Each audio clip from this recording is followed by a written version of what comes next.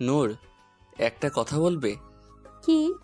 আমি যখনই তোমার কাছে আসি, তোমার পাশে বসি, তোমার দিকে তাকাই, তুমি কেমন যেন করো। মনে হয় আমার সান্নিধ্যে তোমার অস্বস্তি হচ্ছে। নূর, তোমার প্রবলেমটা কোথায়? You can share with me what's wrong. Noor, just tell me. Noor এদিক সেদিক তাকালো। এই ছেলেটা যেন ওকে আগাগোড়া পড়ে নিতে পারে। এত ভালো কেন হতে হবে ওকে? আহাদের এই সরলতা আর নম্র ভদ্র আর এই ভালো ব্যবহারের কারণেই তো নূর চেয়েও পারছে না আহাদকে সত্যিটা বলতে। ছেলেটা যে অনেক কষ্ট পাবে। এই সহজ সরল প্রাণবন্ত ছেলেটা মূর্ছা যাবে। এইভাবে নিষ্পাপ একটা মানুষকে কষ্ট দিয়ে নূর সুখী হতে চায় না। আহাদ আবারও শান্ত স্বরে বলে, just relax Noor, take it easy. এইভাবে ঘামছো কেন? নূর শুকনো ঢোক গিলল। আহাদ হালকা হাসল। এবার নূরের হাতটা টেনে আনলো মুখের সামনে। উদ্দেশ্য নূরের হাতের উল্টো পিঠে ঠোঁটের ছোঁয়া দিবে। এই প্রথম আহাদ এমন কিছু করার পরিকল্পনা করলো। না হলে সবসময় নূরের হাত ধরা পর্যন্তই ওর স্পর্শ করার সীমাবদ্ধতা ছিল। এদিকে নূর আহাদের উদ্দেশ্য বুঝতে পেরে চট করে আহাদের থেকে হাত ছাড়িয়ে নিল। উঠে দাঁড়ালো। এক্ষুনি এটা কি করতে চাইছিল আহাদ? নূর আমতা করে বলে ওঠে, আমার শরীরটা ভালো লাগছে না। আজ সারাদিন ছুটাছুটি করেছি তো অনেক, তাই মাথা ব্যথা করছে। আমি রুমে যাই, গিয়ে একটু ঘুমাবো। এদিকে আহাদ স্তব্ধ হয়ে বসেছিল। নূরের আকস্মাত এমন ব্যবহারে অনেকটা অবাক হয়েছে। পরপর নূরের কথায় হুঁশ আসলো আহাদের। নিজের কাজে নিজেই লজ্জা পেল আহাদ। না, কাজটা ঠিক হয়নি। এইভাবে নূরের অনুমতি না নিয়ে এতদূর এগোনো উচিত হয়নি। মেয়েটা বোধহয় অনেক লজ্জা পেয়েছে, সেই সাথে ভয়ও পেয়েছে। পাবেই তো। আহাদ তো আর কোনোদিন এসব চিন্তা ভাবনাও মাথাতে আনেনি। আহাদও উঠে দাঁড়ালো। মোলায়েম স্বরে বলল, আই এম সরি নূর, তোমার থেকে পারমিশন না নিয়ে আমার এইভাবে আগানো উচিত হয়নি। I am extremely sorry. It's okay, can I go নাও?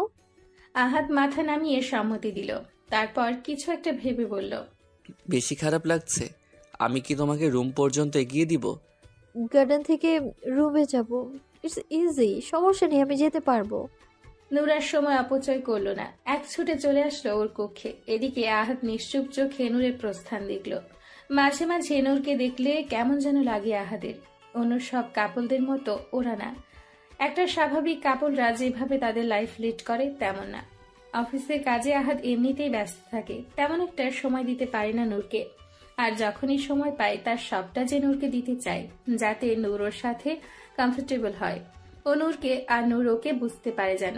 কিন্তু আহাদের মনে হয় ওর এত প্রচেষ্টা সবকিছু বিফলে যাচ্ছে। সে যতই নূরের সাথে ইজি হওয়ার চেষ্টা করুক না কেন, নূর কেমন যেন ওর থেকে পালিয়ে বেড়াতে চায়।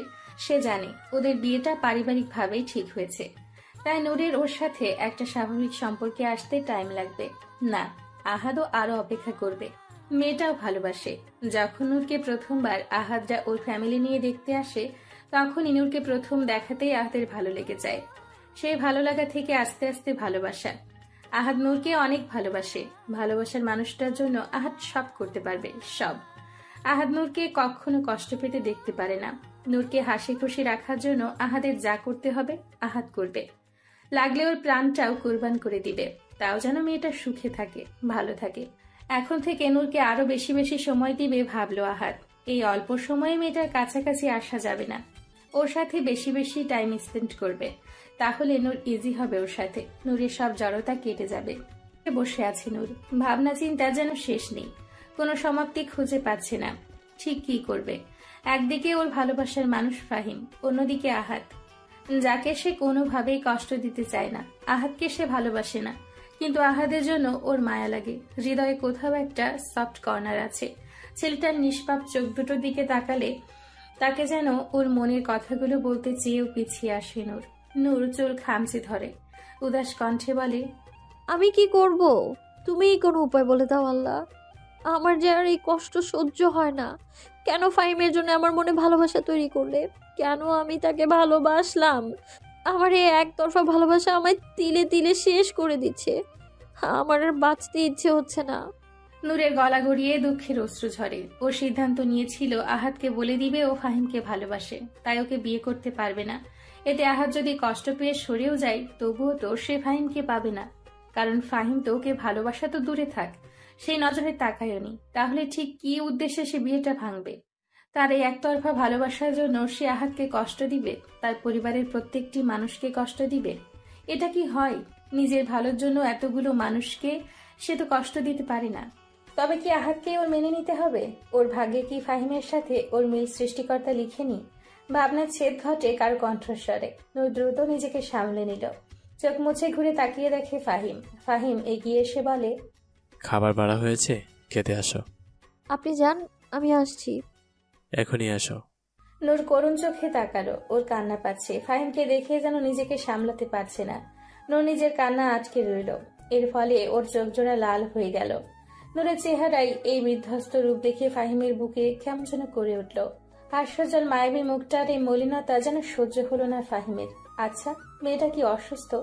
না হলে এমন দেখাচ্ছে কেন তাকে? ফাহিম প্রশ্ন করল। নূর, তুমি ঠিক আছো?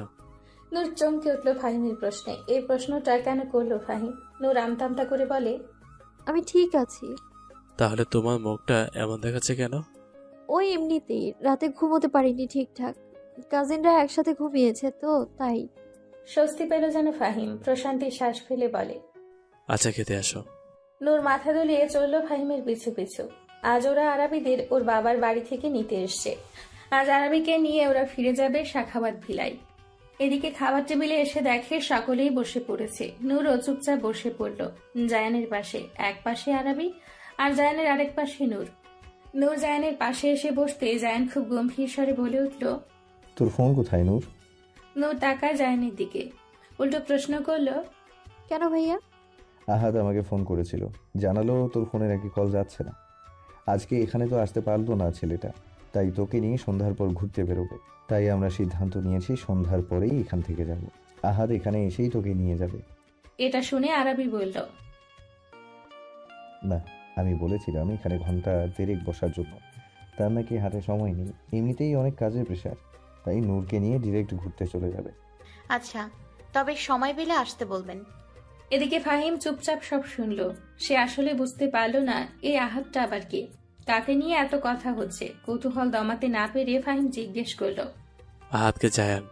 ফাহিমের প্রশ্নে জায়ান বলল, ও, তোমাকে তো পরিচয় করাতে পারিনি। ছেলেটা রিসেপশনের দিন এসে কোনো রকম খেয়েই চলে গিয়েছিল। বেচারা একা হাতে অফিস সামলায়, তাই ও তো সময় পায় না হাতে। আহাদ হলো নূরের ফিয়ন্সে। নূরের অনার্স শেষ হলেই ওদের বিয়ে হবে। জায়ানের মুখে এই কথা শুনে ফাহিম চমকে উঠল। অবিশ্বাস্য নজরে তাকালো নূরের দিকে। এদিকে নূর চুপচাপ বসে খাবার খাচ্ছে। ফাহিমে জায়ানের কথাটা যেন হজম হলো না। নূর তো এখনো কত ছোট, ওকে এত তাড়াতাড়ি বিয়ে দেওয়ার কথা ভাবলো কিভাবে? আর নূর তো কোনোদিন ওকে জানালো না যে ওর বিয়ে ঠিক হয়ে আছে। পরক্ষণে নিজের এমন চিন্তা ভাবনায় নিজেই অবাক হলো ফাহিম। আশ্চর্য, সে এসব কথা ভাবছে কেন? নূরের সাথে তো ওর তেমন কোনো সম্পর্ক নেই যে নূর ওর পার্সোনাল লাইফের বিষয় ওকে জানাবে। আগে তো কোচিং এর শিক্ষক ছাত্রী হিসেবে কথা হতো, এখন আরাবি আর জায়ানের বিয়ে হওয়ায় আত্মীয় সূত্রে টুকিটাকি কথা বলেছে। কিন্তু নূরের বিয়ে ঠিক হয়ে আছে এই কথাটা শুনে ওর এত খারাপ লাগছে কেন? কেন জায়ানের মুখের এই কথাগুলো এত জঘন্য লাগলো শুনতে? কেন এই কথাগুলো কিছুতেই সহ্য করতে পারছে না? কই, আগে তো কখনো এমন হয়নি। তবে এখন কেন এরকম অনুভূতি হচ্ছে? আরাবের বিদায়ের সময় নূরের সেই কথাগুলো বলার পর থেকে নূরকে নিয়ে ওর মন মস্তিষ্ক ভেবেই চলেছে। মাথা থেকে যেন নূরকে সরাতেই পারছে না। সেদিনের নূরের কথাগুলো বেশ প্রভাবিত করেছিল ওকে, কিন্তু ওই খানিকের দেখা সাক্ষাৎকারে এইরকম ভাবনা চিন্তা আসা, এটা কেন হচ্ছে? এই কেনর উত্তর ফাহিম মেলাতে পারছে না কিছুতেই। খাবার টেবিলে চুপচাপ বসে কোনো রকম খাবারটুকু শেষ করলো ফাহিম। আর একটা কথাও বলল না, শুধু আর চোখে নূরের দিকে তাকিয়েছে কয়েকবার, কিন্তু নূর একবারও তাকায়নি ওর দিকে। দাঁতে দাঁত চিপে সেখান থেকে উঠে চলে গেল ফাহিম। এই অসহ্যকর অনুভূতিগুলো পাগল করে দিচ্ছে। মধ্যাহ্ন ভোজন শেষ করার পর মায়ের সাথে টুকিটাকি কাজ শেষ করে রুমে আসলো আরাবি। আজ তারা চলে যাবে ভেবে মনটা খারাপ লাগছে। দুদিন বাবার বাসায় থেকেছে, কিন্তু মন তো যেতে চাইছে না এখান থেকে। মন খারাপ করে এই ভেতরে প্রবেশ করলো। এসে ট্রলি ব্যাগটা টেনে বিছানায় উঠিয়ে রাখলো। এরপর আলমারি থেকে ওর প্রয়োজনীয় আর যা যা ছিল তা প্যাকিং করতে লাগলো। এদিকে বারান্দায় ছিল জায়ান, ফোনে ইপ্তির সাথে কথা বলছিল। বেচারা অফিসের কাজের কারণে আসতে পারেনি। ও আসেনি এই কারণে আলিফাও আসতে পারেনি। আরাবি বলেছিল আসতে, কিন্তু আলিফা বলেছে ইপ্তি নাকি আসবে না, তাই ওকেও মানা করেছে। অফিসে যেতে বলেছে আজ, তাই আরাবি বেশি একটা জোর করেনি। কক্ষে এসে স্ত্রীর মুখে মন খারাপের আধার দেখে জায়ান বিচলিত হলো। আরবির কাছে এগিয়ে এলো জায়ান। কিছু না ভেবে আরবিকে পেছন থেকে জড়িয়ে ধরল। জায়ানের হাত জোড়া ঠান্ডা হয়ে আছে। শাড়ি ফাঁকে হাত জোড়া উদর স্পর্শ করতেই আরবি কেঁপে উঠল। আরবির হাতে ওর কিছু প্লাজো আর টি শার্ট ছিল, সেগুলোও পড়ে গেল। আরবি জায়ানের হাতের উপর হাত রাখলো, মৃদু আওয়াজে বলে, কি করছেন? আপনার হাতগুলো এত ঠান্ডা কেন? জায়ান আরবিকে ঘুরিয়ে ফেলল, নিজের মুখোমুখি করল। আরবির কোমর দু হাতে জড়িয়ে নিয়ে বলে, বাইরে বৃষ্টি হচ্ছে দেখছো না? একটু বৃষ্টির পানি স্পর্শ করছিলাম। আরবি বিচলিত হলো, বলল, তাহলে ধরলেন কেন? শরীরটাও যে ঠান্ডা হয়ে গিয়েছে একদম। জায়ানের গালে কপালে হাত ছুঁয়ে ছুঁয়ে দেখলো আরবি। জায়ান আরবিকে টেনে আনলো নিজের আরেকটু কাছে, খুব শক্ত করেই ধরল। ব্যথা পেল আরবি, ঠোঁট ফুলিয়ে বলে, উফ, এত জোরে কেউ ধরে? দম আটকে মরে যাব তো। জায়ান ভ্রু উঁচু করে বলে। তুমি না বললে আমার শরীর অনেক ঠান্ডা হয়ে আছে? আরবি ভ্রু কুঁচকে বলে, হ্যাঁ বলেছি তো। এটা বলায় এভাবে ধরবেন? জায়ান মাথা দোলালো। আরবি উৎসুক চোখে তাকিয়ে আছে, তা দেখে জায়ান বাঁকা হাসল। আরবির কানের কাছে মুখ এগিয়ে আনলো। জায়ানের গরম নিঃশ্বাস নিজের কাঁধে অনুভব করতেই আরবি ঘাড় কাত করে ফেলল। ওর কেমন যেন সুরসুরি লাগছে। জায়ান আরবির কানে লতিতে চুমু খেলো। চোখ বন্ধ করে ফেললো আরবি। জায়ান ফিসফিস করে বলে, আমার এই শীতল দেহ আর মনটা তোমার ভালোবাসার উষ্ণতায় উষ্ণ করতে এসেছি, বুঝেছো বোকামি? আরবির মাথা নিচু করে নিল। জায়ান সোজা হলো। আরবিকে লজ্জা পেতে দেখিয়ে ঠোঁট কামড়ে হাসলো, বলল, বিয়ের পর থেকে প্রতি রাতেই এত এত আদর সোহাগ দিচ্ছি, তাও ম্যাডামের লজ্জা এক বিন্দু পরিমাণও কমেনি। আদরের ডোজটা কি আরো বাড়াতে হবে ম্যাম? আরবি যেন লজ্জায় মরে যায়। মানুষটা এত নির্লজ্জ কেন? ইস, কি সব কথা বলে। আরবি লজ্জায় জায়ানের বুকে মুখ লুকালো। এটা ছাড়া যে উপায় নেই। এখানেই নিজে লজ্জা মিশ্রিত মুখটা সে লুকোতে পারে। ওর সবচেয়ে নিরাপদ স্থান যে ওর স্বামীর বুকে লুকিয়ে পড়া। জায়ান আরবিকে দুহাতে জড়িয়ে ধরল। আরবির কাণ্ড দেখে হেসে বলল, লজ্জা লুকানোর জন্য লজ্জা দেওয়া ব্যক্তির কাছে সেই লুকালে? এইভাবে কি লুকাতে পারবে? সেই তো আমার কাছ থেকে বাঁচার জন্য আমার কাছেই সে নিজেকে সমর্পণ করলে। তুমি আসলেই আমার বোকা কাঠগোলা। মৃদু খুটখাট শব্দ কর্ণে এসে প্রবেশ করতেই ঘুম ছুটে যায় আরবির। তবে চোখ না খুলেই বুঝতে পারে আজ আর শক্তপোক্ত নিরাপদ বুকটাই নিও। ভ্রু কুঁচকে আসছে আরবির। এমনিতে তো নিজেকে সর্বদা লোকটার প্রশস্ত বক্ষে আবিষ্কার করে, তাহলে আজ ব্যতিক্রম কেন? আরবি চোখ বন্ধ করে পাশ হাতড়ে জায়ানকে খোঁজার প্রয়াস চালালো, কিন্তু ব্যর্থ হলো। তাই হতাশ হলো আরবি। অলস্যতা আঁকড়ে ধরেছে ওকে যেন, তাই তো চোখটাই খুলতে ইচ্ছে করছে না। আবার জায়ান কোথায় গিয়েছে সেটাও জানতে ইচ্ছে হচ্ছে। হঠাৎ করে এসে চেনা পরিচিত অতি প্রিয় মানুষটার পুরুষালী স্বরটা শুনতে পেল আরবি। মিসেস শাখওয়াত, আমাকে খুঁজে পাচ্ছেন না বুঝি? জায়ানের কণ্ঠস্বর শুনেই আরবির মুখে হাসি ফুটে উঠল। ও এবার চোখ মেলে তাকালো। তাকাতেই মুখের সামনে নিজের সুদর্শন স্বামীর মুখশ্রীটা দেখতে পেয়ে ঠোঁটের হাসিটা যেন আরো চওড়া হলো। জায়ান যেন পাগল হয়ে উঠল আরবির এই সদ্য ঘুম ভাঙা মায়াবী মুখের হাসি দেখে। ঘোর লাগা কণ্ঠে বলল, সকাল সকাল এইভাবে হেসে আমাকে মেরে ফেলার পায়তারা করছেন নাকি? প্রেমে পড়ে যাই তো বারবার। আরবি হাত বাড়িয়ে দু হাতে জায়ানের গলা জড়িয়ে ধরল। ঘুম জড়ানো গলায় বলল, আর সকাল সকাল এরকম হ্যান্ডসাম ড্যাশিং সেজে বসে আছেন তার বেলায় বুঝি আমার কিছু হয় না? জায়ান ঠোঁট কামড়ে হাসল, বলল, তোমার কিছু হয় বুঝি? হয়তো অনেক কিছু হয়। আরবি নাকে নাক ঘষল জায়ান, আদরে কণ্ঠে বলল, তা কি হয় শুনি? আরবি মুখটা অন্যদিকে ঘুরিয়ে হাসল। একটা কথা আছে না, মেয়েরা তার অতি প্রিয় মানুষটার কাছে বড্ড আহ্লাদী হয়ে থাকে। আরবির ক্ষেত্রেও যেন কোনো ব্যতিক্রম হলো না। আরবি ফিসফিস করে বলল। আরবির কথা শুনে জায়ান প্রাপ্তির হাসি দিল, বলল, কংগ্রাচুলেশনস মিসেস শাখওয়াত, আপনি মিস্টার শাখওয়াতের প্রেমে পড়ে গিয়েছেন। এখন এখান থেকে আর নিস্তার নেই আপনার। আরবি জায়ানের চোখে চোখ রাখলো, বলল, নিস্তার পেতে চায় কে? আমি? সেটা তো দুঃস্বপ্নেও না। জায়ান হেসে ফেলল। তারপর আরবিকে ফট করে কোলে তুলে নিল। আরবি জায়ানকে শক্তভাবে জড়িয়ে ধরল। জায়ান হাসি হাসি মুখ করে বলে, আজ ম্যাডামের এই অধমের প্রতি এত ভালোবাসা দেখানো হচ্ছে যে? সব সময় তো আপনিই ভালোবাসেন, দু একদিন আমি ভালোবাসা দেখালে কি বড্ড ক্ষতি হবে? হুম, একদমই না। বরং আপনার এই ভালোবাসা তো আমি দিন রাত 24 ঘন্টাই পেতে চাই। আরবি ভেঙচি কেটে বলে। এর শখ কত। জায়ান সুযোগ বুঝে আরবি ঠোঁটে ঠোঁট ছুঁয়ে দিল। সরে এসে বলে, অনেক। আরবি জায়ান হঠাৎ চুমু খাওয়ায় একটু লজ্জা পেয়ে গিয়েছিল। পরক্ষণে জায়ানের কথা বলার ভঙ্গি দেখে খিলখিলিয়ে হেসে উঠল। আর জায়ান তার কাঠগোলাপের সুসময়ী হাসিতে মত্ত হয়ে রইল। জায়ান দুষ্টু হাসল। মেয়েটাকে আজ অনেক বোল্ডনেস দেখাচ্ছে, এইবার না হয় একটু লজ্জা দেওয়া যাক। জায়ান আরবির কানের কাছে মুখ নামিয়ে ফিসফিস করে বলে, ভালোবাসাটা যেভাবে আজ দেখাচ্ছেন, সেভাবে যদি রাতে আমাদের একান্ত সময় এইভাবে একটু আদর করতেন এই অধমকে, তাহলে সে বড্ড খুশি হতো। সব সময় তো আমাকেই এগিয়ে আসতে হয়, খুব করে আদর করতে হয়। এইবার আর পারল না আরবি নিজের লজ্জা ধরে রাখতে। এই লোকের সাথে সে কখনোই পারবে না। সব সময় এমন একটা কথা বলবে যেটা শুনে আরবি লজ্জা না পেয়ে থাকতেই পারে না। আরবি লজ্জা পেয়ে জায়ানের কাঁধে মুখ লুকিয়ে ফিরল। ওভাবে থেকে জায়ানের পিঠে মৃদু আঘাত করে বলল, আপনার শুধু অসভ্য কথাবার্তা, দ্যাট ভাল লাগে না। জায়ান গা ছেড়ে হাসলো আরবির কাণ্ডে। পরপর গানের সুরে সুরে গাইল, অসভ্য হয়েছে আমি তোমারই প্রেমে, তাই কাছে আসো না, আরো কাছে আসো না। ছি, অশ্লীল গান। আর ওটা অভদ্র হবে, অসভ্য না। আমি তো তোমার জন্য অসভ্য, অভদ্র, আরো যা যা খুশি বলবে সব হয়ে যাবো ডার্লিং। ধুর, কি শুরু করলেন? থামেন তো। এমনিতেই দেরি হয়ে গিয়েছে। নামাজ পড়ার পর ঘুমোতে যাওয়ার সময় কি বলেছিলাম আপনাকে?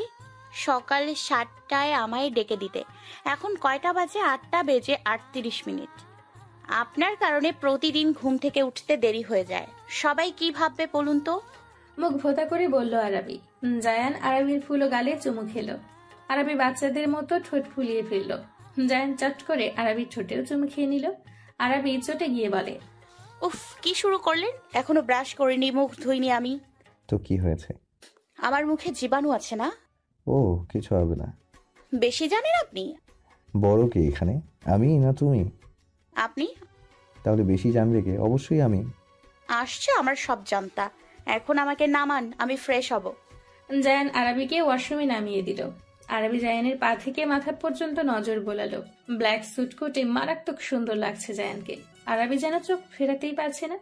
পরক্ষণে কিছু একটা ভেবে ভ্রু কুঁচকে আসে আরবির। যেখানে ও নিজেই চোখ সরাতে পারছে না এই লোকটা থেকে, তো এই অবস্থায় বাইরে যাওয়ার মানেই মেয়েদের নজর জায়ানের উপর পড়া। একদম চোখ দিয়ে গিলে খাবে। আরবির রাগ হলো, ভীষণ রাগ, কঠিন রাগ। এই লোক এমনিতেই এত সুন্দর, তার উপর আবার এত রং ঢং করার কি আছে? আরবির আগে ঠাস করে ওয়াশরুমের দরজা আটকে দিল। এদিকে আকস্মাৎ আরবির আহিন কাণ্ডে জায়ান থতমত খেয়ে গেল। এই তো কি সুন্দর একটা মুডে ছিল, এখন আবার কি হলো মেয়েটার? হঠাৎ এভাবে চটে গেল কেন? জায়ান আপন মনে এসব ভাবতে ভাবতে অফিসের ব্যাগ গোছাতে চলে গেল। গিয়ে দেখে সেটা আগেই গুছিয়ে রাখা। নিশ্চয় মেয়েটা নামাজ পড়তে উঠেছিল, তখন গুছিয়ে রেখেছে। জায়ান গিয়ে চুপচাপ বসে পড়ল ডিভানে। অপেক্ষা করতে লাগলো আরবির। কিছুক্ষণ বাদে আরবি বেরিয়ে আসলো। সোজা চলে গেল বারান্দায়। সেখানে তোয়ালে নেড়ে দিয়ে এবার ড্রেসিং টেবিলের সামনে গিয়ে দাঁড়ালো। তাকালো না অব্দি জায়ানের দিকে। জায়ান আর সহ্য করতে পারল না আর। এইবার উঠে এলো আরবির কাছে। আরবি চুল আঁচড়াচ্ছিল। জায়ান পেছন থেকে জড়িয়ে ধরল আরবিকে। আরবি হাত থেমে গেল। পরপর মাথা নিচু করে নিল।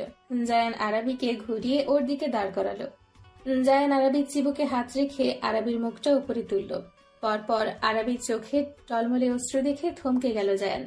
এই তো কিছুক্ষণ আগেই এই পূর্ণিমার চাঁদের মতো হাসি হাসি মুখটায় হঠাৎ অমাবস্যার মতো আধার নামলো কেন? জায়ান বিচলিত কণ্ঠে বলে, কাঁদছো কেন? কি হয়েছে? খারাপ লাগছে? আরবি মাথা দোলালো। জায়ান আবারও কারণ জানতে চাইল। আরবি ভেজা কণ্ঠে বলে, আমার ভয় হয় জায়ান। জায়ানের চিন্তিত কণ্ঠস্বর। কিসের ভয় আরবি? আমি তো আছি। আপনাকে নিয়েই যে আমার ভয় হয়। আপনাকে আমার জীবনে আমি পেয়ে ধন্য। আমার তো 7 কপালের ভাগ্য আমি আপনাকে পেয়েছি। না হলে যেখানে মানুষ আপনাকে তুচ্ছ তাচ্ছিল্য করত প্রতিনিয়ত, ইনফ্যাক্ট এখনো করে আমার এই গায়ের রং নিয়ে, সেখানে আপনি আমার এই গায়ের রং দেখেই নাকি আমাকে ভালোবেসেছেন। অনেক ভাগ্য করে আপনাকে পেয়েছি। আপনাকে আমি হারাতে পারবো না, তবুও ভবিষ্যতের কথা তো কেউ বলতে পারে না। আপনি তো অনেক সুন্দর। আপনাকে তো আমার থেকেও কত সুন্দর সুন্দর মেয়েরা বিয়ে করতে চেয়েছিল, এমনকি এখনো চাইছে।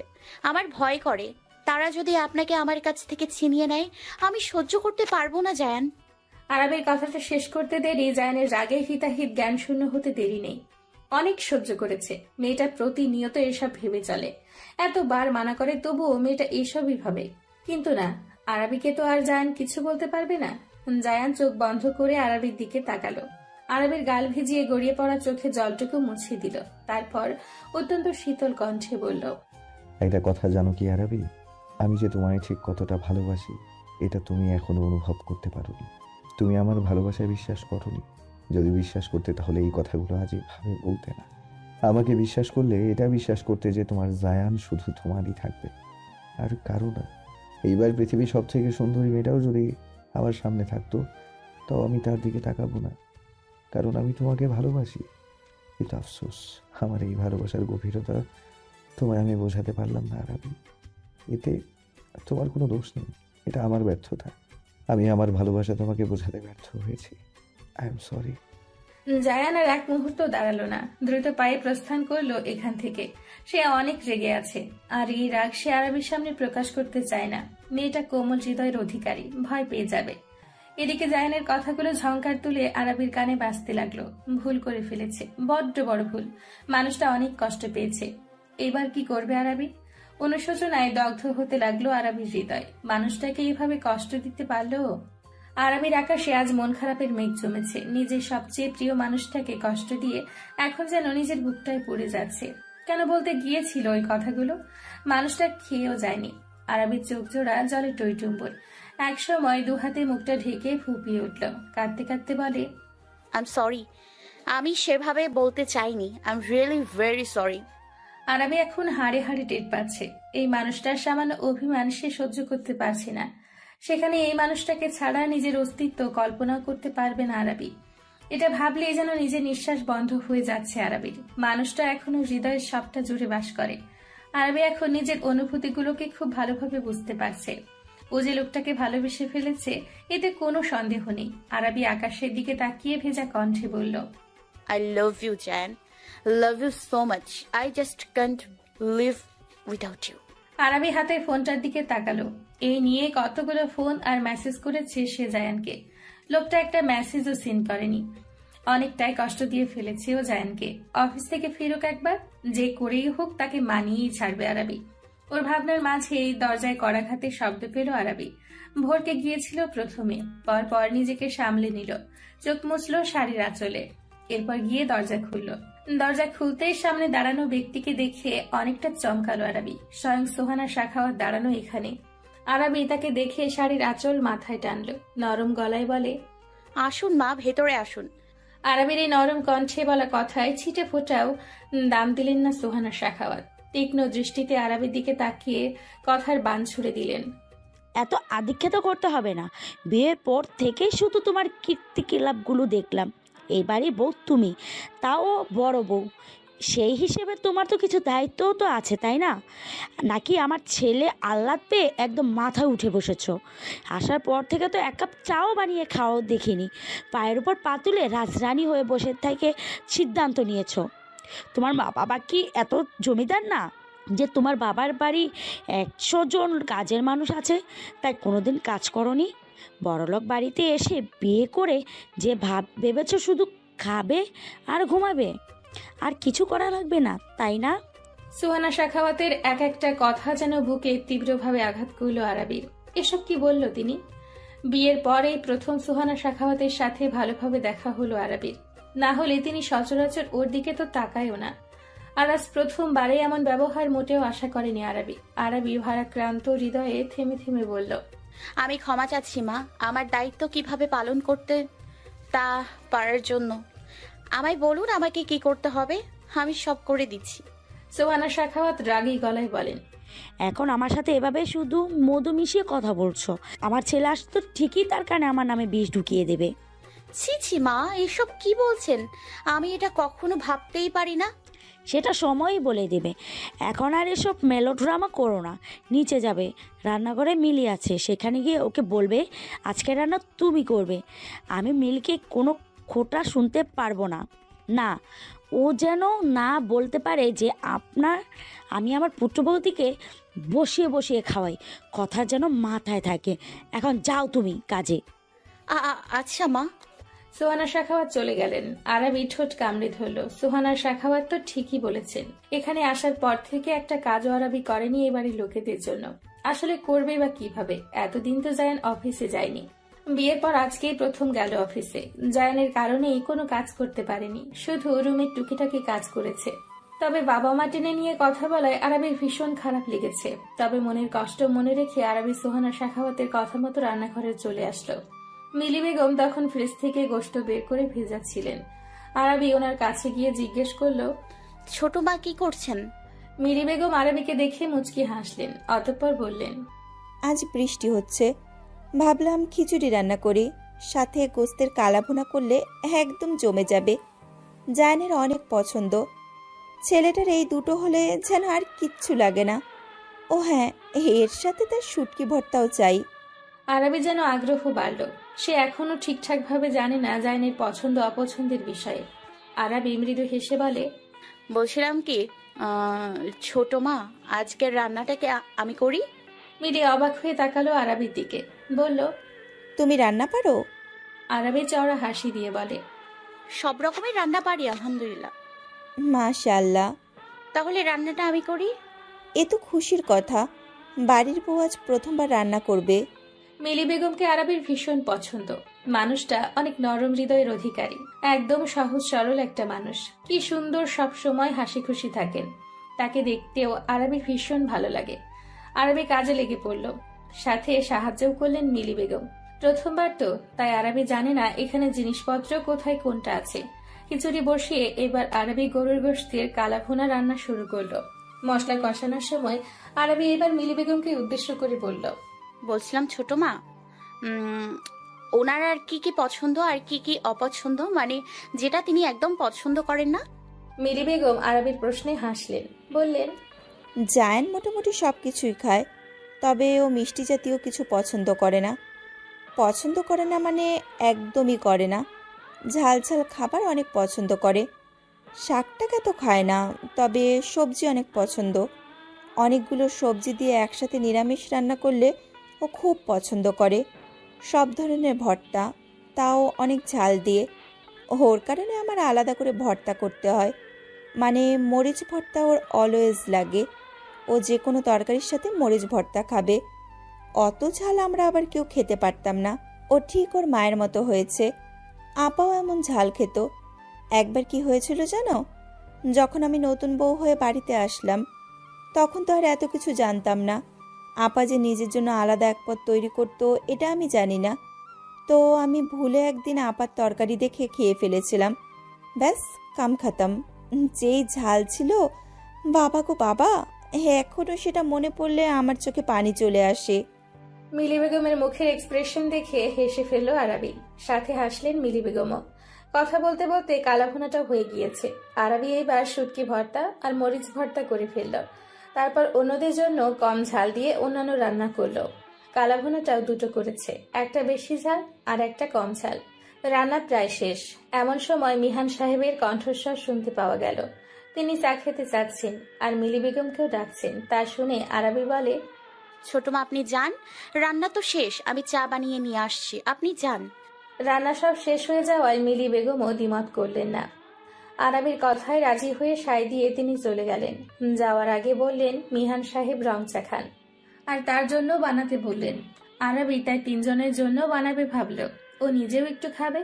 তিনি যেতে আরাবি চুলোতে চা বসালো। তারপর ভাবতে লাগলো আজ জায়ানের জন্য নিজ হাতে সব রান্না করেছে। একদিকে সুহানা সাখাওয়াতকে ওর ধন্যবাদ দেওয়া উচিত, কারণ তার কথার কারণেই আরাবি আজ রান্না করতে এসছে।